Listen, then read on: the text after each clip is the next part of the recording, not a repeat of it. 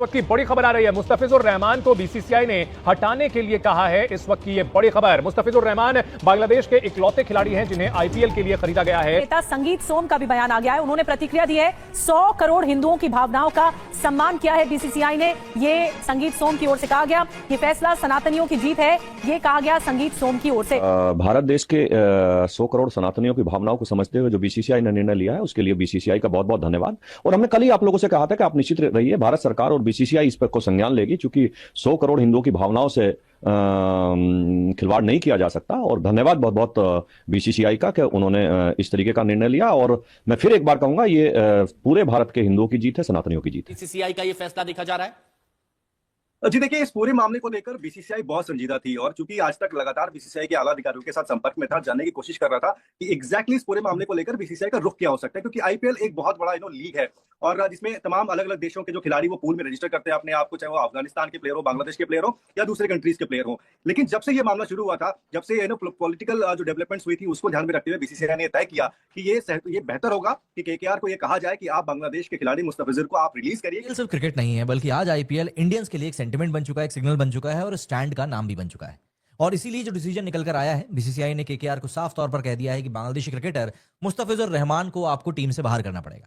देखिए, कहने को कहें तो डिसीजन बहुत ज्यादा स्ट्रांग है, डिसीजन सही भी है जिस तरह का सेंटिमेंट अभी इंडिया में चल रहा है। लेकिन सवाल यह है कि यह फैसला अब क्यों? भाई, अगर यह डिसीजन इतना ही ऑब्वियस था तो मिनी ऑक्शन के वक्त आखिर क्यों इस चीज को लेकर कोई फैसला नहीं लिया गया? चल रही थी बांग्लादेशी खिलाड़ियों को लेकर and in fact not only Bangladeshi player but yes, Bangladesh को लेकर एक बहुत जरा एजिटेशन कह सकते हैं और लोगों के अंदर काफी ज्यादा नाराजगी थी जिस तरीके से बांग्लादेश में हिंदुओं के ऊपर अत्याचार हो रहे हैं, उनको जलाया जा रहा है। तो उसको लेकर एक बड़ा एक्शन सामने आ गया है एंड मुस्तफिजुर रहमान के बारे में बीसीसीआई ने आईपीएल गवर्निंग काउंसिल को तो इन्फॉर्म किया ही है, केकेआर को भी इन्फॉर्म कर दिया है कि आप मुस्तफिजुर रहमान को ना लें, मुस्तफिजुर रहमान को रिलीज कर दें इनफैक्ट अपने स्क्वाड से, और उनकी जगह जो भी आपको रिप्लेसमेंट चाहिए होगा BCCI is ready to provide that replace. And मैं आपको बता दूं, मुस्तफिजुर को लेकर लास्ट ईयर भी ऐसी बात चली थी जब बंदे को एंड मूवमेंट पर दिल्ली कैपिटल्स में इंक्लूड किया गया था।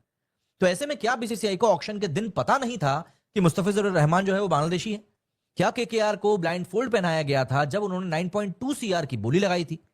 सच सिंपल है, सिस्टम तब तक नहीं हिलता है जब तक कि पब्लिक आवाज नहीं उठाती। एंड पिछले कुछ दिनों से सोशल मीडिया के ऊपर शंकराचार्य जी से लेकर न जाने कितने ही लोगों ने मुस्तफिजुर रहमान को लेकर बात कह रही थी। नए साल की शुभकामनाओं के साथ बातचीत की शुरुआत करूंगी, लेकिन बयान चर्चा में आपका क्या मतलब? साल के पहले ही दिन लाइमलाइट लेने का पूरा अवसर आपने ढूंढ लिया। कैसे सुर्खियों में रहना है, कैसे हेडलाइंस में लेना है, कैसे शाहरुख खान का नाम ले दो, उसे गद्दार कह दो और बस उसके बाद अगर गद्दार को गद्दार नहीं कहेंगे तो क्या कहेंगे आप मुझे बताइए?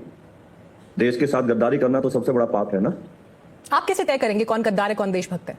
आप बताइए कि बांग्लादेश में जो हो रहा है आपने देखा है क्या हो रहा है, हिंदुओं के साथ वहां क्या हो रहा है आपने देखा, हिंदुओं को चुन चुन के मारा जा रहा है। जो खिलाड़ी हैं उनको आईपीएल में जो है वो उनकी शिरकत पे पाबंदी लगाने की बात की जा रही है शिवसेना की जानिब से। जो मोदी सरकार है, मोदी माइंडसेट है, जो बीजेपी का माइंडसेट है, जो आरएसएस का माइंडसेट है, वो पाकिस्तान के बांग्लादेश के प्लेयर्स पे भी जो है वो आईपीएल के दरवाजे बंद करने की बातें कर रहा है। मुस्तफा, इस सवाल से क्या कहेंगे कि एक दफा फिर भारत जो है, बल्कि भारत को, पूरे भारत को कहना तो शायद गलत होगा, लेकिन जो ये माइंडसेट है, आरएसएस का माइंडसेट, मोदी का माइंडसेट, गुजरात के कसाई का माइंडसेट जो है, ये स्पोर्ट्स को भी सबूताज कर रहा है।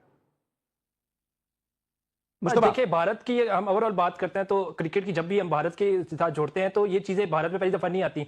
कभी ऐसा होता है कि वर्ल्ड कप का मैच चल रहा होता है और जो शौकीन है वो क्रिकेट को वर्ल्ड मैच को खत्म कर देते हैं। क्वार्टर फाइनल में श्रीलंका के खिलाफ हमने देखा। तो अब आईपीएल जो है वो साउथ एशिया से निकलता जा रहा है। अब सिर्फ आईपीएल में साउथ एशिया की जो टीमें होंगी वो सिर्फ इंडिया के लोग खिलाड़ी खेल होंगे, इसके अलावा ना बांग्लादेश होगा ना पाकिस्तान होगा। और कुछ अर्से तक आप देखेंगे कि श्रीलंकन प्लेयर पर भी इस तरह की, क्योंकि पाकिस्तान के साथ उनके रवाबित अच्छे होते जा रहे हैं, इसी तरह इंडिया के साथ उनके रवाबित जो है वो खराब होते जाएंगे। तो आप कुछ अर्से तक आप देखेंगे जो आईपीएल होगा वो सिर्फ इंडिया के प्लेयर होंगे उसमें, और एक दो इंग्लैंड, ऑस्ट्रेलिया और न्यूजीलैंड इस तरह के प्लेयर होंगे। आपको साउथ एशिया का कोई प्लेयर आईपीएल खेलता हुआ नजर नहीं आएगा। तो ये भारत के अपना एक आईपीएल का बहुत बड़ा धचका है मेरे ख्याल से। अगर आप देखते हैं तो आईपीएल, क्योंकि पहले होता था कि मुख्तलिफ मुल्कों के खेलते थे, बांग्लादेश खेलता था, पहले मैच शुरू में पाकिस्तान के लोग भी खेले, वहां पे सोहेल तनवीर वगैरह भी खेले, शोएब अख्तर भी खेले।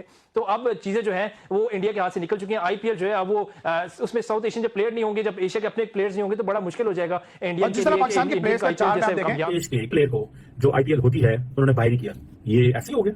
नहीं, ये भारत के जय शाह साहब ने, अमित शाह साहब ने, नरेंद्र मोदी साहब ने, डॉक्टर जयशंकर साहब ने, ये मोहम्मद यूनुस साहब और बांग्लादेश को सबक सिखाया। ये मुस्तफिजुर रहमान को 9.2 करोड़ सीधा, जिसको 90 रुपए में आप खरीद सकते थे बांग्लादेशी को, उसको 9.2 करोड़, उनकी हैसियत है यार, उनकी औकात है, और जो वो हरकतें कर रहे हैं उसके हिसाब से तो हमें आर्मी भेज देनी चाहिए भाई। आईपीएल चाहता था, बीसीसीआई नहीं चाहता था।